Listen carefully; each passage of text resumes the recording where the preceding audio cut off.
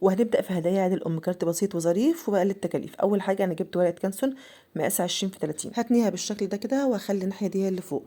بعد كده جبت ورق صغير وهعمل نص دايرة بالشكل ده، تمام.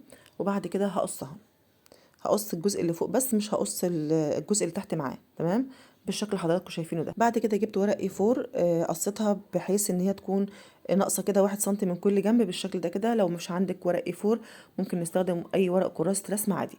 هنلزقها باي لزقه عندك، انا استخدمت اللي هو البرايت ده.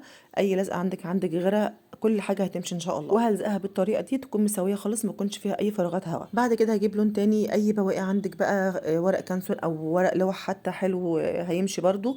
ورسمت قلب بالشكل ده او قصيت القلوب بالشكل ده. وجبت برضو الوان، يعني نوعت كده في الالوان. بعد كده هلزقها على الطرف بتاع الكارت بالشكل ده، تمام.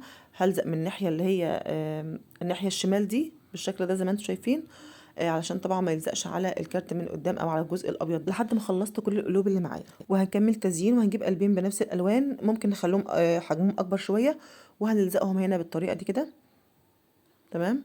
وممكن برضو نلزق تحت هنا كمان قلبين بنفس الطريقه. بعد كده بقى هكتب اي كلمه للام، هكتبها بمذرز داي، او هكتب اي كلمه كل سنه وانت طيبه يا امي. اي حاجه انتوا عايزينها ممكن تكتبوها. عملت قلبين برضو كده صغيرين باللون الاحمر. وبعد كده هعمل برضو شكل كده جوه، وعلى مسافات متساويه هنعمل خطوط بالشكل ده كده، وهنحاول نخلي واحد اقصر من التاني بنفس الشكل اللي حضراتكم شايفينه. وهجيب نفس القلوب اللي انا عملتها، بس هجيب اللون اللي هو الاغمق شويه، لون واحد بس يعني. وهلزقها على الخطوط بالشكل ده، تمام.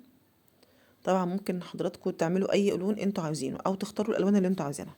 وجبت واحد بحجم اكبر شويه، وبعدين لزقته هنا بالشكل ده. وبكده الكارت بتاعي يكون خلص. يا رب يكون الفكره عجبتكم، لو عجبتكم لايك وشير، واشوفكم على خير ان شاء الله. وكل سنه وانتم طيبين.